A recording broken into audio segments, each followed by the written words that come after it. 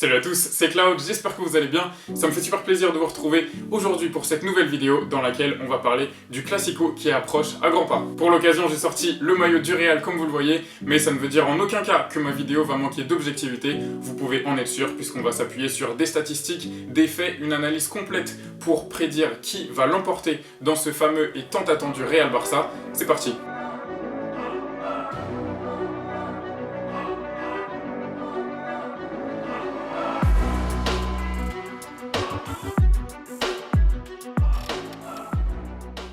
Je voulais vous remercier en quelques secondes pour tous les retours très positifs que j'ai eus sur ma dernière vidéo, ça me donne énormément de force et ça me fait très plaisir de voir beaucoup de gens qui s'abonnent et qui me soutiennent avec plein de messages positifs. Donc je vous remercie 1000 fois pour tout ça, n'hésitez pas à vous abonner si ce n'est pas encore fait et on est parti.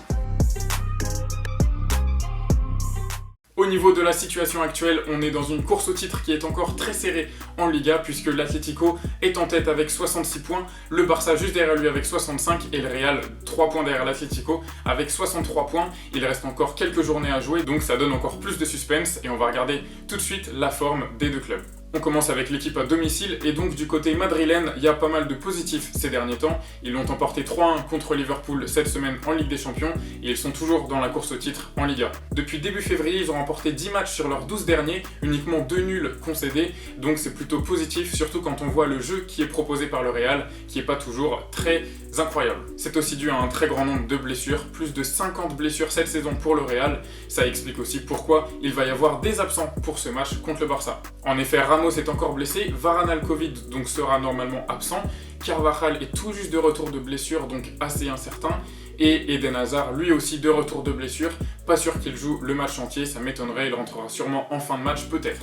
Du côté du Barça, les Barcelonais sont en très grande forme en Liga, ils ont concédé uniquement un match nul et sinon que des victoires depuis le mois de janvier, donc c'est très fort. Dans les autres compétitions, c'est pas aussi impressionnant puisque comme vous le savez, ils ont perdu contre Paris en Ligue des Champions, ils sont donc disqualifiés et ils ont perdu aussi en finale de Supercoupe d'Espagne contre Bilbao, mais ça leur permet au moins de se concentrer à 100% sur la Liga et d'être en forme pour les derniers matchs dans le championnat. Et ces performances globalement très satisfaisantes pour le Barça, elles sont aussi dues à un retour en grande forme de Lionel Messi.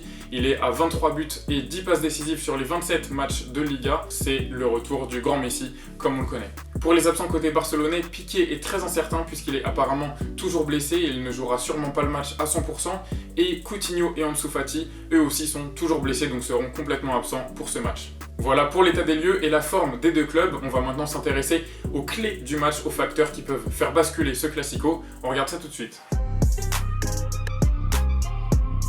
Le premier facteur extrêmement important dans ce Classico, ça va être la solidité défensive des deux équipes. Si Piqué ne joue pas, on va avoir un duel entre la charnière du Barça, De Jong, l'anglais et Mingueza contre la charnière remplaçante du Real, Militao, Nacho. C'est pas du très grand art côté football et ça peut aussi impacter complètement ces deux équipes sur leur solidité défensive et donc le nombre de buts qu'ils peuvent encaisser. La deuxième clé de ce match, ça va être la fatigue des joueurs et notamment des joueurs madrilènes puisqu'ils ont joué en Ligue des Champions mardi contre Liverpool dans un match assez intense alors que le Barça a joué lundi, donc un jour plus tôt, dans un match un peu plus tranquille, même s'il y a eu pas mal de suspense, ils ont dû faire des efforts, mais c'est quand même un match de Liga donc c'est différent. En tout cas, ça va permettre aux Barcelonais d'avoir plus de fraîcheur physique et ça peut jouer en leur avantage lors de ce Classico. Autre facteur décisif pour ce Classico, ça va être le réalisme des attaquants. On a parlé juste avant de la fatigue des joueurs, on a parlé de la défense très faible des deux côtés du terrain et donc ça veut dire que les attaquants vont pouvoir s'illustrer, mais il va aussi falloir qu'ils s'illustrent bien et qu'ils soient réalistes, que ce soit côté madrilène avec Asensio, Vinicius ou côté Barça avec Dembélé, Griezmann qui eux aussi vont devoir prouver qu'ils sont présents dans les grands matchs. Et donc ça peut impacter ce Classico, on aura sans doute, à mon avis, beaucoup d'occasions au moins, peut-être beaucoup de buts aussi, on l'espère. Et ensuite, dernier point très important, ça va être les changements qui peuvent être faits en cours de match pour faire rentrer des joueurs frais. Même si les deux effectifs sont un petit peu amoindris, le Real peut quand même s'appuyer sur des Valverde, Rodrigo ou même Eden Hazard qui pourra peut-être rentrer en cours de match, tandis que le Barça peut s'appuyer sur Trincao, Riqui Puig ou encore le très jeune Ilaix pour faire rentrer du sang neuf et dynamiter un peu la fin de ce match. Tout ça bien sûr, ça va dépendre de la tactique des entraîneurs et c'est pour ça qu'on aborde le sujet tout de suite. Au niveau des compositions d'équipe, premièrement, je pense qu'on n'aura pas de grosses surprises, on risque de voir les mêmes dispositions, les mêmes effectifs qui s'enchaînent depuis plusieurs matchs et qui réussissent bien aux deux clubs, c'est-à-dire le 3-4-3 barcelonais et le 4-3-3 madrilène de Zidane. Au niveau du 4-3-3 du Real, on aura sûrement la défense remaniée dont on a parlé, les latéraux Mendy, Vasquez, le trio intouchable au milieu et l'attaque Vinicius, Benzema, Asensio. Pour le 3-4-3 du Barça, on aura sûrement les trois centraux dont on a parlé, Dest et Alba sur les côtés, la paire Busquets-Pedri au milieu, tout ça derrière le trio Griezmann, Dembélé, Messi. Normalement, ça devrait être cette composition qu'on devrait voir. Au niveau de la tactique, je pense qu'on n'est vraiment plus à l'ère des Mourinho-Guardiola où le Barça va gérer une possession monstrueuse et le Real va tout simplement garer le bus. À mon avis, on va avoir pas mal de phases qui vont s'alterner entre la possession du Barça et des contre-attaques ou transitions offensives rapides côté madrilène et l'inverse où parfois le Real va aussi construire de plus bas, installer son jeu et le Barça va pouvoir profiter de certaines contre-attaques. Donc je pense qu'on va avoir un match assez équilibré en termes de possession et même d'occupation du terrain. Du coup pour la tactique madrilène premièrement, je pense qu'en phase de possession, on va avoir sûrement Toni Kroos qui va descendre un peu plus bas pour allonger sur les côtés, notamment côté Vasquez comme c'est le cas très souvent en Ligue des Champions. Vasquez va pouvoir attirer le Barça et sans doute changer le jeu, réaliser pas mal de transversales ou revenir par les centraux qui eux aussi vont changer le jeu côté gauche, là où Mendy et Vinicius peuvent faire beaucoup de différence. Ça va permettre au Real de déstabiliser la défense barcelonaise qui va devoir courir pas mal et s'adapter aux passes longues. Et au final, ça va permettre au Real surtout de profiter du côté gauche, Mendy-Vinicius qui est souvent très dangereux. Et ça tombe bien puisqu'on a vu récemment que le côté droit de la défense barcelonaise était assez faible. C'est de là que viennent pas mal des occasions qu'ils ont subies ou des buts qu'ils ont encaissés face à Paris, face à Valladolid ou face à la Real Sociedad dans leurs matchs les plus récents. Et donc le Real peut en profiter. Il va falloir que Mendy et Vinicius dédoublent, combinent, qu'ils apportent du danger, que Benzema vienne apporter son soutien côté gauche comme il aime bien le faire. Ça peut créer pas mal de danger du côté madrilène et ça peut surtout être une des clés de ce match. Enfin, sur l'aspect défensif de la tactique du Real, on sait que les latéraux du Barça apportent beaucoup de soutien et beaucoup de danger sur les côtés. Il va donc falloir que Asensio et Vinicius redescendent et couvrent toute la largeur du terrain pour éviter au Real de couler. Pour la tactique côté barcelonais, il va falloir, comme on l'a dit, s'appuyer sur cette force que sont les latéraux, c'est-à-dire Dest et Alba qui peuvent apporter beaucoup sur les côtés. Et il va falloir donc jouer là-dessus, étirer la défense du Real et créer de l'espace au milieu.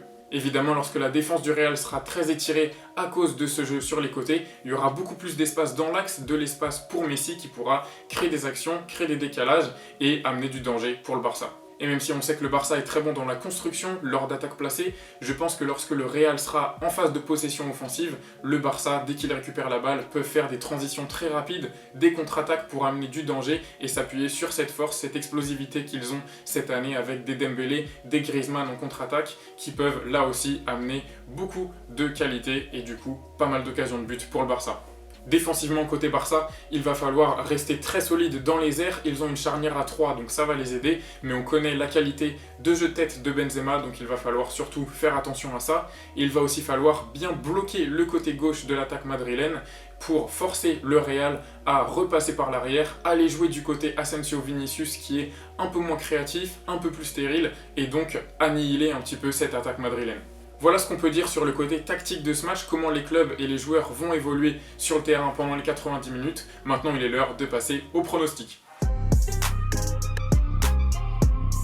Bon, après cette analyse, on comprend que les deux clubs ont de grandes forces à exploiter, qu'ils ont aussi les forces de l'équipe adverse à contenir et à maintenir, mais je pense que d'un point de vue général, le rapport de force est plutôt équilibré. C'est pas réellement ce que les bookmakers disent, puisque la cote du Real est à 3, la cote d'un match nul à 3,80 et celle du Barça seulement à 2,25. Le Barça est donc favori pour ce match, pas légèrement favori, ni grandement favori, mais quand même favori avec une cote qui est assez basse. Moi je vais vous donner mon point de vue. Quand on regarde les performances du Real en fin de saison avec Zidane sur ces dernières années, on a souvent des résultats assez impressionnants pour le Real. Ils ont fait le back-to-back en Champions League et la saison dernière, ils sont revenus un peu en mode remontada dans le championnat pour remporter cette Liga et je pense que le Real peut renouveler un petit peu cette sorte d'exploit. On les a vus solides contre Liverpool cette semaine, donc ils abordent le match avec plus de confiance et ils ont aussi un banc de touche qui est meilleur que celui du Barça selon moi. Quand on regarde les joueurs qui peuvent rentrer en jeu et créer des différences, je pense que le Real peut s'appuyer sur ça et donc je pense qu'il n'y aura pas vraiment une victoire barcelonaise. Je pencherai plutôt pour un match nul. Je vois donc ni le Real ni le Barça s'imposer, je pense qu'un match nul est vraiment probable, ça laisserait aussi en plus de ça du suspense pour la fin de la Liga.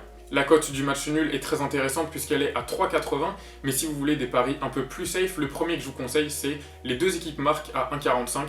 En effet, quand on voit la qualité défensive des charnières centrales et surtout la forme des joueurs offensifs, on peut imaginer qu'il puisse y avoir pas mal de buts dans ce match, donc les deux équipes marquent, ou même plus de 2,5 ou plus de 3,5 buts, ça me semble assez possible. Au niveau des buteurs, je tenterais bien un petit Vinicius buteur ou Dembélé buteur, puisque les deux joueurs sont très en forme en ce moment, et en plus de ça, je pense qu'en seconde période, lorsqu'il y a pas mal d'espace, les deux joueurs peuvent facilement s'illustrer et sans doute marquer un but. Voilà les gars, c'est la fin de cette vidéo, j'espère que cette analyse et ce pronostic vous auront plu. Dites-moi en commentaire ce que vous en pensez et surtout ce que vous attendez pour ce match, je vous répondrai avec plaisir comme d'habitude. N'hésitez pas bien sûr à vous abonner si ce n'est pas déjà fait, c'est extrêmement important, à partager la chaîne à vos potes qui aiment le foot, ça m'aiderait énormément.